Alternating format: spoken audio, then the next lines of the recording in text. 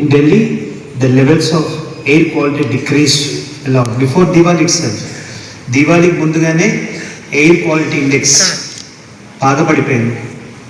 The government asked the people not to burn the crackers and not to come outside the houses for 3 to 4 days because the quality of air is very, very poor.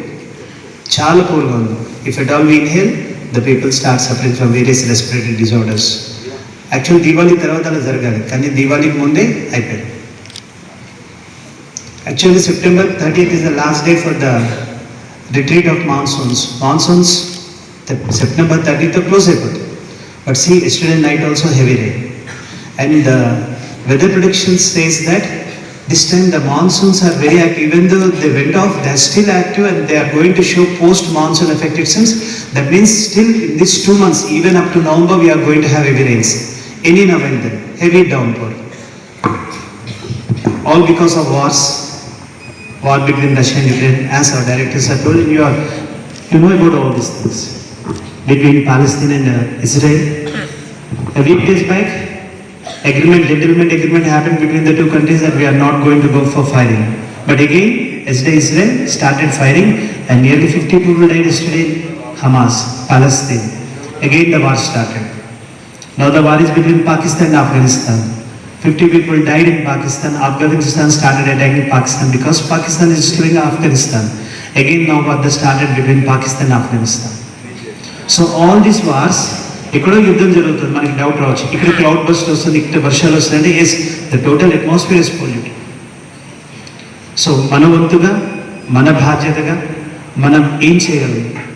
మన మంచి కోసం, పక్క వాళ్ళ మంచి కోసం, అందరం సంతోషంగా ఉండాలంటే మన వంతు కాంట్రిబ్యూషన్ నేచర్కి ఏదో ఒకటి ఉండాలి. So we are very happy to celebrate this time because here మనందరూ ఇంటికి వెళ్తే ఖచ్చితంగా ఏదో కాలుస్తాం, కానీ ఈరోజు మనందరూ ఇక్కడ ఉండి చక్కగా దేవుడిని మనస్ఫూర్తిగా ప్రార్థించుకొని మంచిగా చదువు రావాలని, మంచిగా సంపాదన ఉండాలని. ఆ రోజు మనకి కౌన్సిలింగ్ క్లాస్లో చెప్పారు మేడం, మనిషికి నేను 4 కావాలి. ఒకటి హెల్త్, రెండోది వెల్త్ ఉండాలి, హెల్త్ ఉండాలి, క్రియేటివిటీ ఉండాలి, నాలెడ్జ్ ఉండాలి. ఇవి ఉంటే ఖచ్చితంగా మనిషి ఎప్పుడైనా మంచిగా సంతోషంగా ఉంటారు. ఈరోజు మనం చక్కగా ఎప్పుడైనా పూజ జరిగినప్పుడు చక్కగా శ్రద్ధగా వినాలి. పొద్దునుంచి మనం మాట్లాడుతూనే ఉన్నాం, చాలా టైం మన ఫ్రెండ్స్తో స్పెండ్ చేస్తున్నాం. ఒక్క అరగంట సేపు మన శ్రద్ధ అంతా కూడా, మన ధ్యానం అంతా కూడా భగవంతుని వైపు ఉండాలి. జరగాల్సిన మంచి ఎప్పుడు జరుగుతుంది. మన మనసు మంచిదైతే, మన చేష్టలు మంచి అయితే ఖచ్చితంగా ఎప్పుడు మనకి మంచిగా జరుగుతుంది. అదొక్కటి మనం నమ్మాలి, ముందుకు వెళ్ళాలి. సో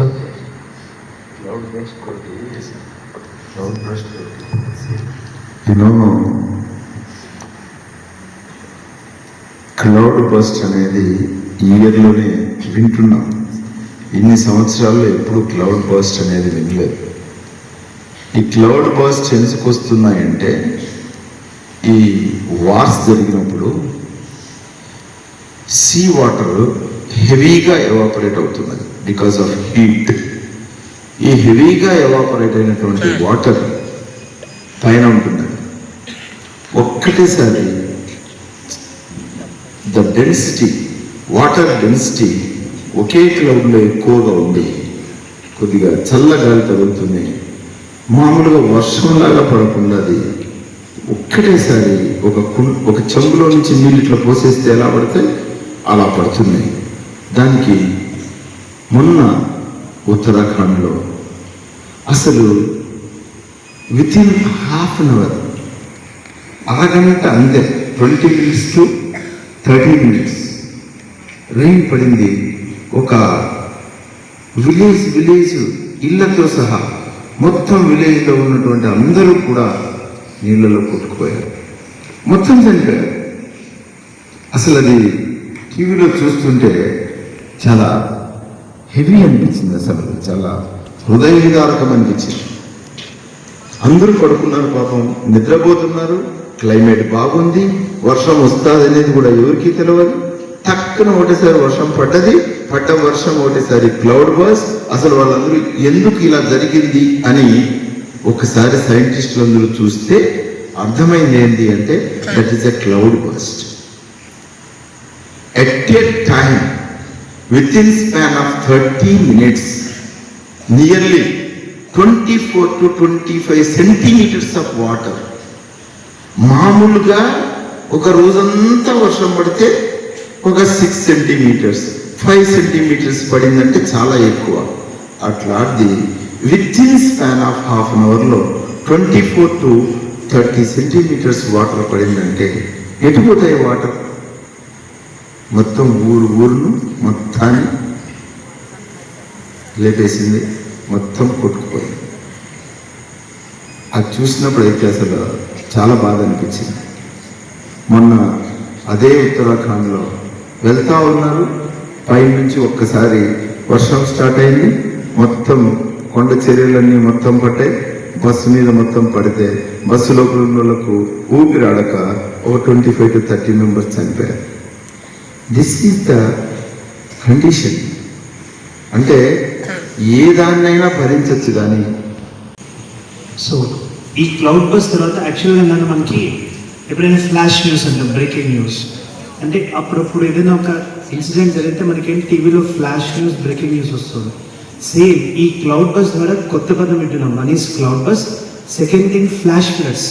ఎప్పుడు మనం ఫ్లడ్స్ అంటే కంటిన్యూస్గా 3 days 4 days 5 days week days rain వస్తే లెవెల్స్ ఆఫ్ వాటర్ పెరిగేపోతే స్లోగా లెవెల్స్ ఆఫ్ రివర్ పెరుగుతూ గోదావరిలో మొదటి ప్రమాద హెచ్చరిక, రెండో ప్రమాద హెచ్చరిక, మూడో ప్రమాద హెచ్చరిక. వాటర్ లెవెల్ ఏంటంటే మీటర్స్ పెరుగుతున్న కొద్దిగా ఏంటంటే levels of what is the called as caution చేస్తుంటారు. తుఫాను కూడా అంతే 10 levels ఉంటాయి.